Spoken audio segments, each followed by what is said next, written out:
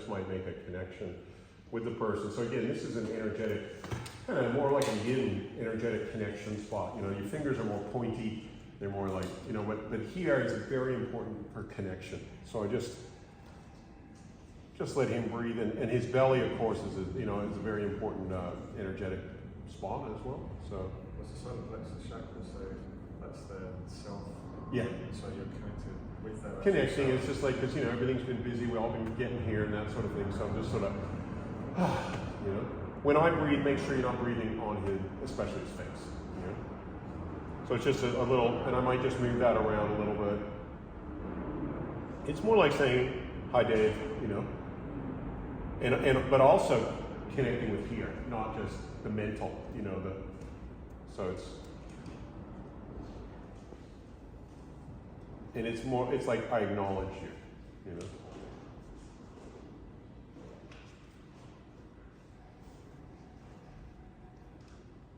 And we could do some gentle shaking.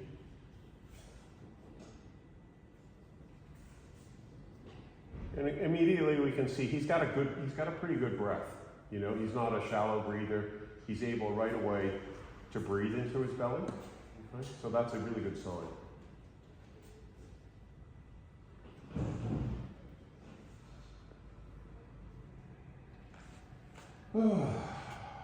And it's a time for me to also just, you know, start to come inside myself if I've been busy with it, you know, getting everything organized. So I'm just sort of, but again, making sure I'm not breathing on him.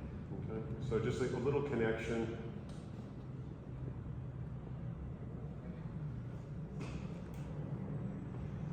Do you think about protecting your own energy at this point? Yeah. Taking stuff. Yeah, I can, you know, but mostly it's just like connecting, because I know Dave pretty well, and I know that, you know, I don't feel like I'm going to just move your arms down here, if that's okay. And another thing I often like to do just to start, even before I get into the head massage, is just a little bit of thumb pressure across the top of the shoulders.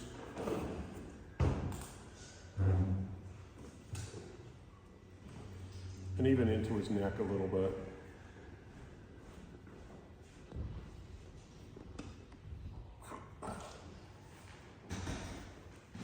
Big breath.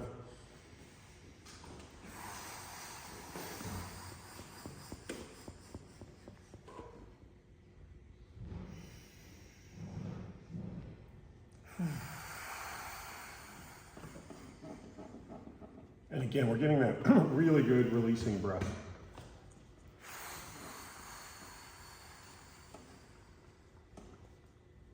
And again, one good way not to pick up energy is make sure you're not in his out breath. Because he wants to get rid of that. We don't want to pick it up. And I can feel a lot moving just from this.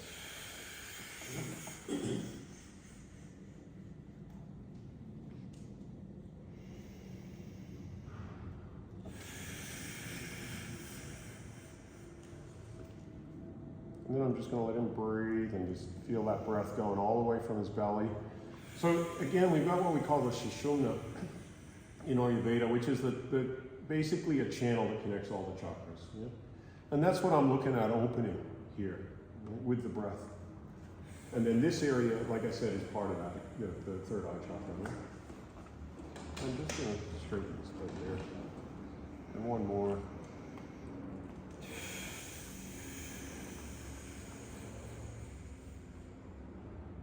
Again. So we clean out whatever we can with just using his breath and some gentle shaking. Take off that first layer. Okay, so it's about layers, you know, like they say in Shrek, you know, with the onion. I don't know if you saw that. It's silly. So I'm going to start now here.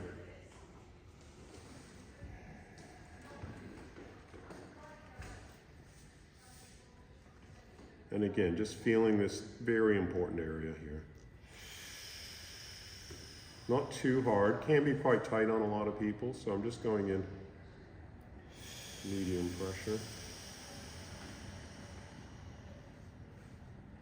Pressure's okay, Dave?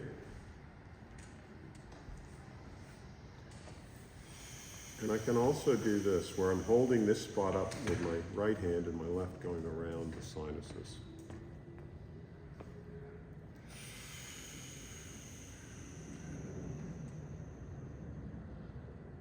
A bit deeper.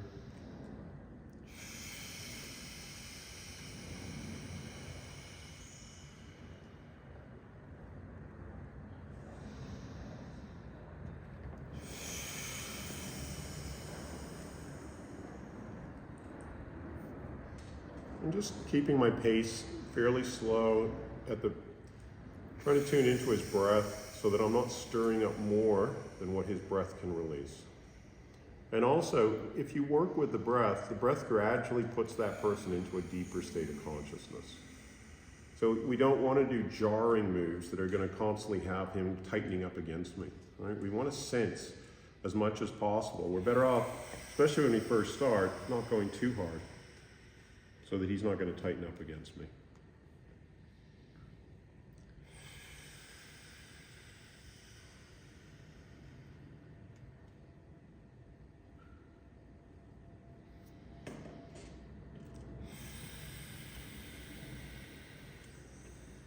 So again, like I was talking about, we're pulling the energy this way, but we also pull it that way, and then we can work across the forehead.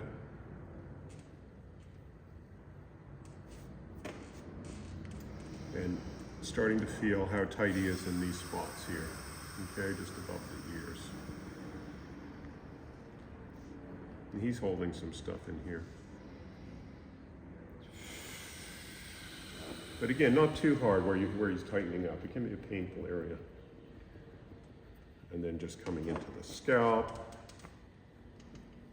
You can see here I'm leaning my body weight into these points. And it feels a lot better than just pushing. Oh. Again, always making sure, if you're, it's good for you to, any energy you pick up to just move, but don't breathe on the person.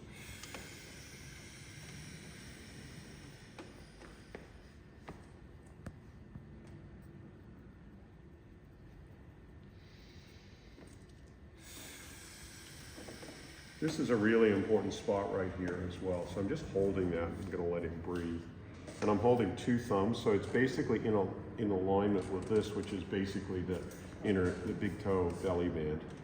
Even though technically you can't say it goes through here, but energetically it does.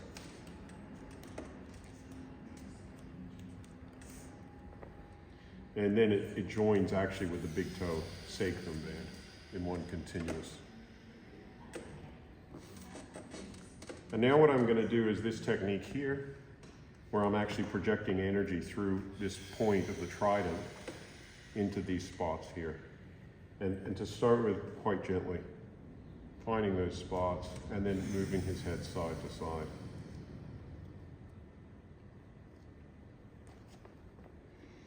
Finding those spots on him. Yeah, so they're energetic, but I'm projecting the energy right into the middle of his brain. And any energy that's tight, getting him to breathe it out. And then rocking. Gentle rocking always just helps with the movement, because we're always looking at how to unblock like the subtle energies in the body. How does it try to...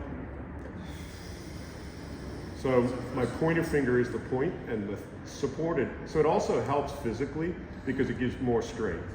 But it's actually an energy, all that energy is combined into that, and then I'm creating like a force field in the middle, right in the core of his brain. And I'll come back and I'll do these techniques multiple times as I'm gradually unlocking the flow of energy to his head. Now I'm going in a bit deeper, again, either side of the midline, and then just going to have a feel through here.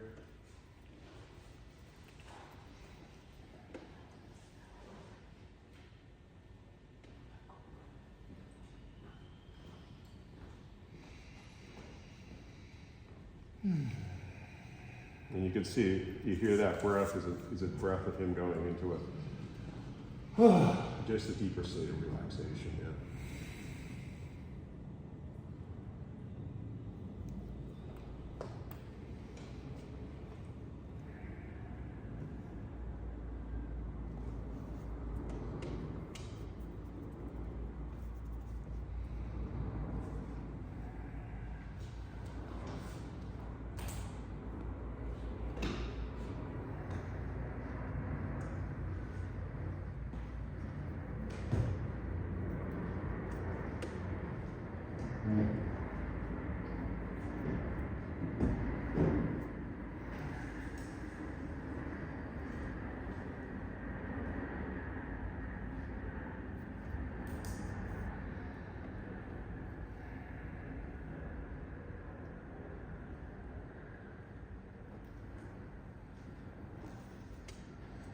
pace at which you work is very important too. The slower generally that you work, the more likely you are to make the person settle.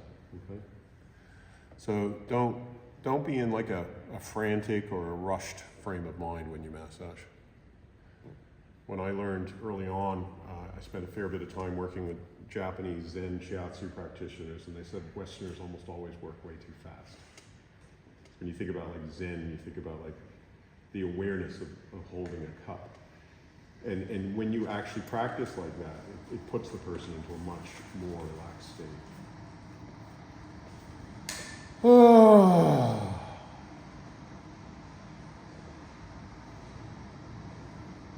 Okay, so ears a bit deeper this time, holding pressure points and pulling and squeezing the ears.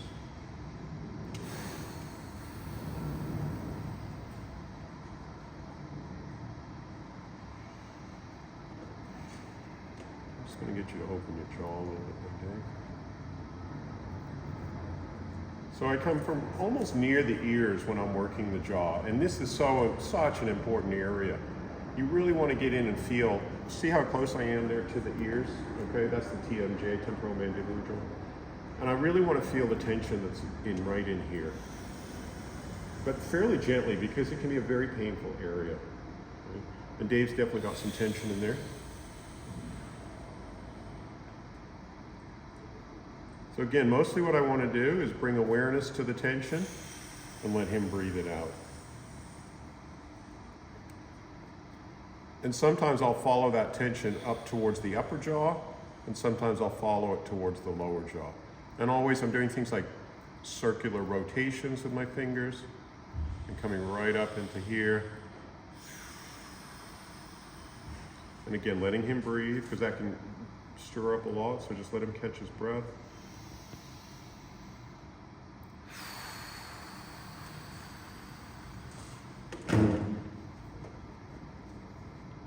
And even one more time.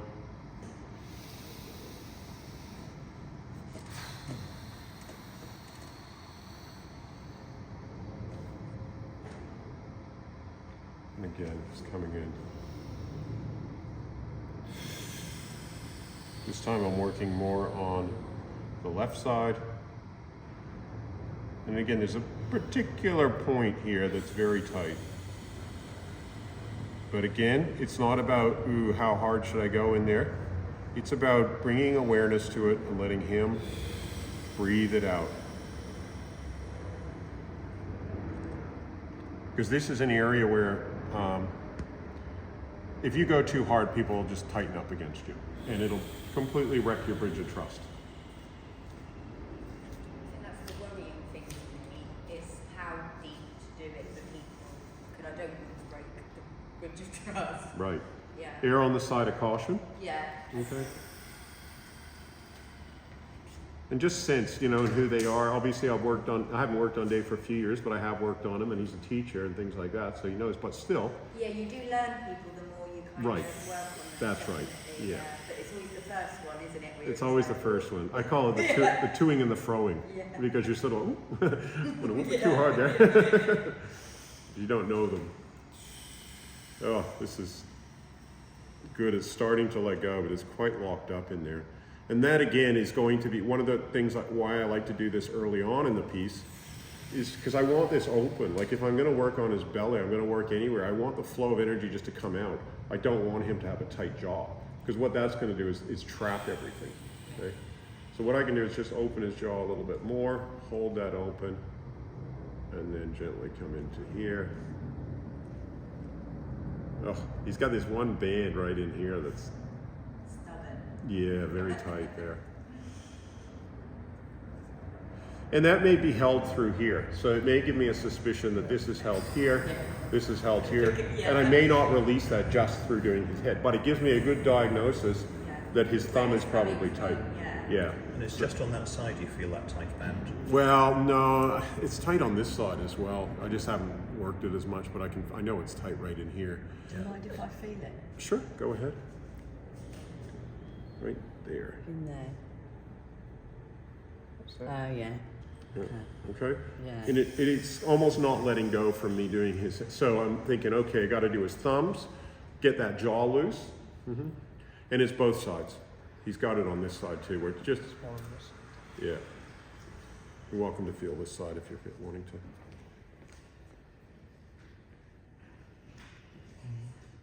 That's it. Yeah. Yeah. Yeah. Yeah. So that's a key diagnostic area as well as treatment. I'm diagnosing, and because so what I'm doing, rather than trying to force it, I'm trying to go. I call it coaxing it. Trying to encourage it to let go. But if it's not, then it's held somewhere else, and I'll just have to go. That'll be part of my treatment plan. Okay, I got to do his thumbs, right? And that's already so that's high up on my agenda. And then we think about what job he does, and he does massage, so. We think, yeah, every massage therapist has tight thumbs, right?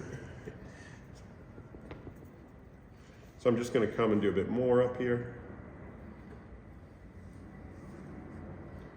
And the jaw, this point here and this point here are very, very related, okay? So a large part of the holding in the head comes from here, and then, like I say, it's coming from here as well, which will then hold the neck. So when it comes, some of you guys were questioning about cervical manipulations and things like that. Well, we need to feel how tight the person's neck is before we even think about doing that. Because if it's very, very tight, it's dangerous to do because it's the soft tissue where most people get injured from a neck. It's the blood vessels that can be burst, and it's also muscle strains that can happen. This is really eased off since you got into my jaw. This is a lot less painful. A lot less painful, yeah. So what I'm thinking is like, okay, we do his thumb and then we come back to here. That's where my thoughts are going at the moment. But I also just want to have a quick feel like in this area here. And he's very tight up there as well.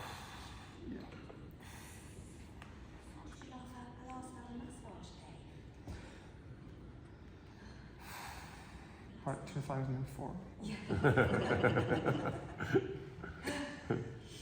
And I do feel some vertebrae feel like they're out up there as well. So my goal is also, I don't really feel like doing his neck too much, like a cervical manipulation yet. I feel like I want to do his thumbs first. So I'm going to just have a quick feel of his belly though before I get into that. But in my plan, I'm like, let's get these thumbs, let's get that jaw, because even before I do his feet, I want that jaw open more so that whatever's in his feet can come out. Otherwise, if I push energy up through here, it's going to get stuck. It's going to stop. So, but he is already, one thing, like I said before, he's already a good breather. So I'm not having to do too much assisted belly breathing. As well is a hard thing sometimes. Because people breathe from here. That's you right. breathe from here, and you're like, no, get it That's down. right. That's right. And some people Yeah. never. I had to say to my dad, like, breathe right in, now blow, That's blow it out. yeah. And while he's doing that, that's where you do assisted belly breathing. Yeah. And you're pushing gently. Again, you don't want somebody tightening up against you. Okay. So you have to have a soft wrist here. Okay. It's not like it's done like in a kind of, and you're feeling. Kneading? Yeah, but even a little bit sometimes less strong than kneading. Oh, okay. So that you're not hitting resistance. And you're keeping the bridge of trust, because people feel very vulnerable sometimes. Yeah. It's an emotional area, all right? So you need to keep that bridge of trust, and rhythmical, predictable movements will help that.